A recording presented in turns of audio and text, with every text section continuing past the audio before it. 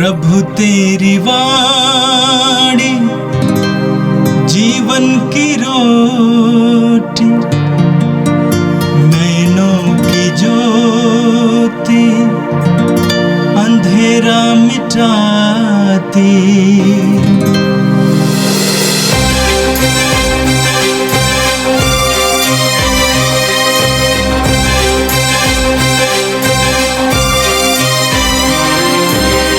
प्रभु तेरी वाणी जीवन की रोटी, नैनों की ज्योति अंधेरा मिटाती। प्रभु तेरी वाणी जीवन की रोटी, नैनों की ज्योति अंधेरा मिटाती। वाणी वाणी वाणी वाणी वाणी पवित्र है, शाश्वत है, जीवन का मन्ना है। 22 जनवरी शुक्रवार। पहला पाठ इब्रानियों के नाम संत पौलुस का पत्र, अध्याय 8, पद संख्या 6 से 13 तक। अब जो धर्म सेवा मसीह को मिली है वह कहीं अधिक ऊंची है, क्योंकि वह एक ऐसे विधान के मध्यस्थ हैं जो श्रेष्ठतर हैं और श्रेष्ठतर प्रतिज्ञाओं पर आधारित हैं। यदि पहला विधान परिपूर्ण होता तो उसके स्थान पर दूसरे की क्या आवश्यकता थी। ईश्वर उन लोगों की निंदा करते हुए कहता है, प्रभु यह कहता है, वे दिन आ रहे हैं जब मैं इस्राएल के घराने के लिए एक नया विधान निर्धारित करूंगा। यह उस विधान की तरह नहीं होगा जिसे मैंने उनके पूर्वजों के लिए उस समय निर्धारित किया था, जब मैंने उन्हें मिस्र से निकालने के लिए हाथ से पकड़ लिया था। प्रभु यह कहता है, उन्होंने मेरे विधान का पालन नहीं किया, इसलिए मैंने भी उनकी सुध नहीं ली। प्रभु यह कहता है, वह समय बीत जाने के बाद मैं इस्राएल के लिए यह विधान निर्धारित करूंगा। मैं अपने नियम उनके मन में रख दूंगा, मैं उन्हें उनके हृदय पर अंकित करूंगा। मैं उनका ईश्वर होऊंगा और वे मेरी प्रजा होंगे। इसकी ज़रूरत नहीं रहेगी कि वे एक दूसरे को शिक्षा दें और अपने भाइयों से कहें, प्रभु का ज्ञान प्राप्त कीजिए, क्योंकि छोटे बड़े सबके सब मुझे जानेंगे। मैं उनके अपराध क्षमा कर दूंगा और उनके पापों को याद भी नहीं रखूंगा। ईश्वर यह विधान नया कहकर पुकारता है, इसलिए उसने पहला विधान रद्द कर दिया। जो पुराना और जराग्रस्त हो गया है वह लुप्त होने को है। यह प्रभु की वाणी है। संत मार्कुस के अनुसार पवित्र सुसमाचार, अध्याय 3, वाक्य 13 से 19 तक। यीशु पहाड़ी पर चढ़े। वह जिनको चाहते थे उनको उन्होंने अपने पास बुला लिया। वे उनके पास आए और यीशु ने उनमें से 12 को नियुक्त किया, जिससे वे लोग उनके साथ रहें और वह उन्हें अबदूतों को निकालने का अधिकार देकर सुसमाचार का प्रचार करने भेज सके। यीशु ने इन 12 को नियुक्त किया, सीमोन को, जिसका नाम उन्होंने पेतरुस रखा, ज़ेबदी के पुत्र याकूब और उसके भाई योहन को, जिनका नाम उन्होंने बोआनर्गस अर्थात गर्जन के पुत्र रखा, अंद्रेयस, फिलिप, बर्थलोमी, मत्ती, थॉमस, अल्फाई के पुत्र याकूब, थद्देयुस और सीमोन को जो उत्साही कहलाता है, और यूदस इस्करियोती को जिसने यीशु को पकड़वाया। यह प्रभु का दिव्य सुसमाचार है। ख्रिस्त प्रभु की जय। मेरे प्रिय भाई और बहनों, आज का पहला पाठ इब्रानियों के पत्र से लिया गया था और आज के पाठ में हमने सुना संत पौलुस हमें पुराने विधान और नए विधान के बारे में समझाते हैं। ये विधान का अर्थ क्या है? पूरी बाइबल को हम 2 भागों में बांट सकते हैं, पुराना विधान और नया विधान। ये विधान का अर्थ क्या है? एक करार, अटूट करार, एक अटूट रिश्ता। ईश्वर ने चाहा कि अपनी जनता के साथ एक अटूट रिश्ता बनाए। वैसे पूरी बाइबल में जिस ईश्वर के बारे में हम पढ़ते हैं, वह ईश्वर मनुष्यों के साथ एक अटूट रिश्ता जोड़ने के लिए तत्पर ईश्वर है।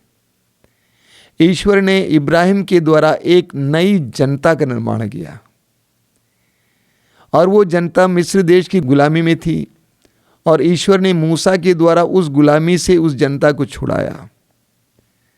अब अपने स्वदेश की ओर जाते समय निर्जन प्रदेश में सीनाई पर्वत के नीचे अपनी जनता को मूसा के द्वारा 10 नियम दिया। वचन में हम पढ़ते हैं, मूसा 40 दिन और 40 रात उपवास और प्रार्थना में सीनाई पर्वत पर बिताया, और ईश्वर ने मूसा को 10 नियम दिया जो अपनी जनता के लिए जीवन का आधार हो। और मूसा 10 नियमों की पाटियां लेकर पहाड़ पर से नीचे उतर आए, जनता को 10 नियम सुनाए, और जनता को तैयार किया कि उस ईश्वर के 10 नियमों को स्वीकार करते हुए ईश्वर की अधीनता को स्वीकार करें। जनता ने मूसा से कहा, मंजूर है, हमें स्वागत है, हम स्वागत करते हैं। और इस प्रकार हम पढ़ते हैं निर्गमन ग्रंथ के अध्याय 24 में कि मूसा के द्वारा ईश्वर ने अपनी जनता के साथ एक विधान बनाया। ईश्वर ने मूसा को आदेश दिया कि बछड़ों को मारकर रक्त लें और उसमें से आधा रक्त वेदी पर छिड़काएं जिसको मूसा ने बनवाया था, और आधा रक्त जनता पर छिड़काएं। इस प्रकार उस रक्त के छिड़काए जाने से इस विधान को सुदृढ़ किया गया, विधान पर मुहर लगा दी गई। एक विधान जहां पर ईश्वर कहता है, तुम मेरी प्रजा होगे और मैं तुम्हारा ईश्वर होऊंगा। तुम मेरी प्रजा होगे और मैं तुम्हारा ईश्वर होऊंगा। लेकिन इस्राएली जनता, प्रभु की चुनी हुई जनता, ईश्वर की ओर से विमुख हुई, भटक गई, बार बार भटक गई। ईश्वर ने नबियों के द्वारा फिर उसी विधान को याद दिलाया कि तुम मेरी प्रजा हो और मैं तुम्हारा ईश्वर होऊंगा, मेरे पास लौट आओ। अंत में ईश्वर ने तय किया कि उस विधान को भंग करके एक नया विधान साबित करूंगा। बहुत सुंदर बात है। पौलुस कहते हैं, प्रभु ये कहता है, वे दिन आ रहे हैं जब मैं इस्राएल के घराने के लिए एक नया विधान निर्धारित करूंगा। यह उस विधान की तरह नहीं होगा जिसे मैंने उनके पूर्वजों के लिए उस समय निर्धारित किया था। उन्होंने मेरे विधान का पालन नहीं किया, इसीलिए मैंने भी उनकी सुधि नहीं ली। प्रभु ये कहता है, वह समय बीत जाने के बाद मैं इस्राएल के लिए यह विधान निर्धारित करूंगा। मैं अपने नियम उनके मन में रख दूंगा, मैं उन्हें उनके हृदय पर अंकित करूंगा। मैं उनका ईश्वर होऊंगा और वे मेरी प्रजा। उसी ईश्वर ने प्रभु यीशु के द्वारा एक नया विधान स्थापित किया, और प्रभु ने अंतिम ब्यालू के दौरान रोटी उठाकर आशीष की प्रार्थना पढ़कर अपने शिष्यों को दी और कहा, यह मेरा शरीर, ऐसे ग्रहण कर, जो तुम्हारे लिए तोड़ा जाएगा। इसी तरह वचन में हम पढ़ते हैं, प्रभु ने अंगूरी से, दाखरस से भरे हुए कटोरे को उठाया, आशीष की प्रार्थना पढ़ी और अपने शिष्यों को देते हुए कहा, यह मेरा रक्त है, जो नवीन विधान का मेरा रक्त है, जो तुम्हारे लिए बहाया जाएगा। प्रभु यीशु के पवित्र रक्त के द्वारा एक नया विधान बनाया गया है। कलवारी पहाड़ पर प्रभु यीशु ने जो रक्त बहाया, वह नए विधान का रक्त है, जिसके द्वारा ईश्वर ने हमें अपनी प्रजा बनाई है। पुराने विधान और नए विधान में क्या फर्क है? पुराने विधान में नियम पत्थर की पाटियों पर लिखे गए। पौलुस कहते हैं, नए विधान में ये नियम हृदयों पर, मनों पर अंकित हो गए। पुराने विधान में बछड़ों के रक्त के द्वारा वो विधान सुदृढ़ किया गया। नए विधान में प्रभु यीशु मसीह के मूल्यवान रक्त के द्वारा दृढ़ किया गया है। पेतरुस अपने पहले पत्र के अध्याय 1 वाक्य 18 और 19 में कहते हैं कि एक निर्दोष मेमने अर्थात यीशु मसीह के मूल्यवान रक्त की कीमत पर आप लोग खरीदे गए हैं। उसी तरह हम पढ़ेंगे कुरिन्थियों के पहले पत्र के अध्याय 6 वाक्य 20 में हम पढ़ते हैं, पौलुस कहते हैं कि आप लोग खरीदे गए हैं, उस पवित्र रक्त के द्वारा खरीदे गए हैं। तो ये नए विधान यीशु के द्वारा संस्थापित नया विधान है, जिस पर यीशु के पवित्र रक्त की मुहर लगी है। और आज के सुसमाचार में हमने देखा कि कैसे प्रभु यीशु ने उस नए विधान के सेवकों को चुना और उनको तैयार किया। पूरी बाइबल में चुनाव या बुलाहट एक बहुत बड़ी विशेषता है। ईश्वर लोगों को चुनता है। ईश्वर ने इब्राहिम को चुना, ईश्वर ने मूसा को चुना, नबियों को चुना, और उसी तरह प्रभु यीशु भी अपने शिष्यों को चुनते हैं। यूहन्ना के सुसमाचार के अध्याय 15 वाक्य 16 में प्रभु कहते हैं, तुमने मुझे नहीं चुना है बल्कि मैंने तुम्हें चुना है। वचन में आज हमने सुना कि यीशु पहाड़ी पर चढ़े। जिस तरह पुराने विधान के मध्यस्थ मूसा पहाड़ पर चढ़े, उसी तरह नए विधान के मध्यस्थ यीशु पहाड़ी पर चढ़ते हैं।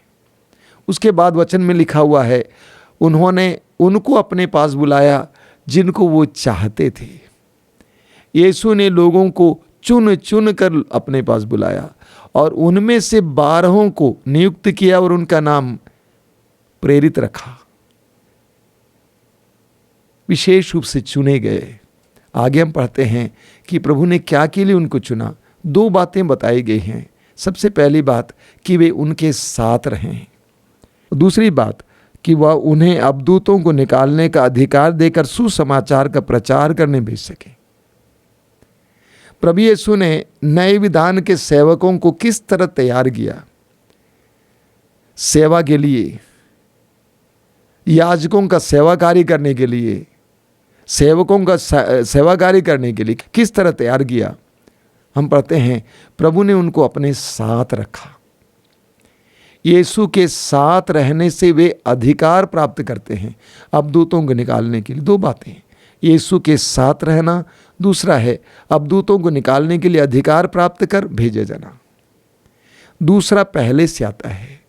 यीशु के साथ रहने से ही उनको अधिकार प्राप्त होता है। यीशु के साथ रहकर उन्होंने यीशु को देखा, परखा, यीशु के सानिध्य का अनुभव किया, यीशु के वचनों को सुना, यीशु के चमत्कारपूर्ण कार्यों के साक्षी बने।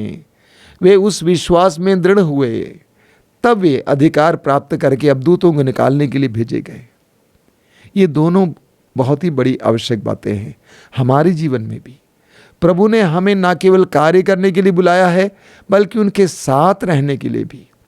बहुत सारे विश्वासी लोग अपने जीवन में इसीलिए शक्तिहीन महसूस करते हैं, दुर्बल महसूस करते हैं, क्योंकि वे यीशु के साथ रहने के लिए समय नहीं निकालते हैं।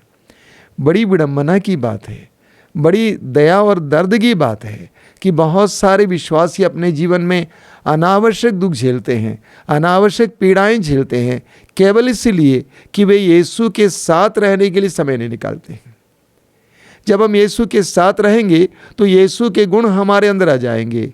छोटा सा उदाहरण लीजिए, अगर एक लोहे के टुकड़े को हम चुंबक के साथ रखें, करीब डालें, आप देखेंगे कुछ समय के बाद वह लोहे का टुकड़ा स्वयं चुंबक बन जाता है। प्रभु यीशु ने अपने शिष्यों को अन्य लोगों की तरह सिखाया नहीं, बल्कि अपने साथ रखकर सिखाया। यीशु के गुणों और सामर्थ्य और ऊर्जा का उन्होंने स्वयं अनुभव किया।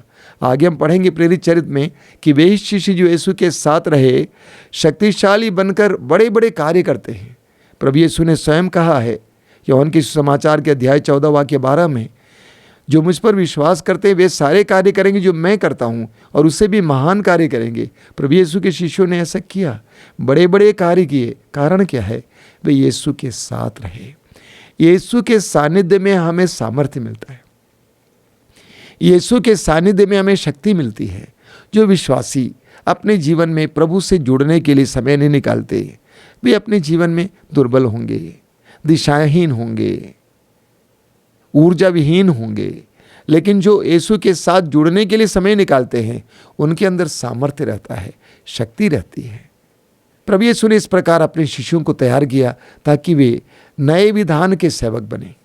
मेरे प्रिय भाई और बहनों, हर विश्वासी प्रभु के द्वारा चुने गए हैं और हर विश्वासी को प्रभु अपना सामर्थ्य देना चाहते हैं, अपना सामर्थ्य देना चाहते हैं, अपनी शक्ति देना चाहते हैं। हर विश्वासी को यीशु पर विश्वास करने के कारण सबल बनना चाहिए, शक्तिशाली बनना चाहिए। ये तभी संभव है जब हम यीशु के साथ रहने के लिए तैयार होंगे, समय निकालेंगे। हम प्रार्थना करें। ए प्रभु यीशु, इस सुंदर समय के लिए हम तुझे धन्यवाद देते हैं, तेरे संदेशों के लिए धन्यवाद देते हैं। तूने अपने 12 प्रेरितों को चुना, तूने उनको चाहा, उनको अपने करीब बुलाया, अपने साथ रखा, अपने सामर्थ्य और शक्ति से भर दिया ताकि वे तेरे ही कार्य कर सकें जो तू करता था। ए प्रभु यीशु, मेरा विश्वास है कि तूने मुझे भी इसीलिए चुना है कि मैं तेरे साथ रहूं, तुझसे जीवन प्राप्त करूं, तुझसे सामर्थ्य प्राप्त करूं और अपने जीवन में सामर्थ्यपूर्ण जीवन जी सकूं। प्रभु यीशु, मुझे प्रार्थना का वरदान दीजिए, प्रार्थना का वरदान दीजिए, तेरे वचनों को सुनने का वरदान दीजिए, तेरे करीब रहने का वरदान दीजिए, तेरे चमत्कारपूर्ण कार्यों को देखने का वरदान दीजिए।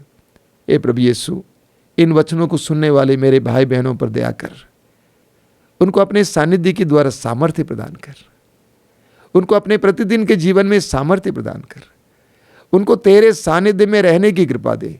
वे जो कुछ कहें या करें तेरे नाम पर करें, तेरे सानिध्य में करें, ताकि वे अपने प्रतिदिन के जीवन में सामर्थ्य का अनुभव कर सकें, शक्ति का अनुभव कर सकें, दुर्बलता का अनुभव ना कर सकें।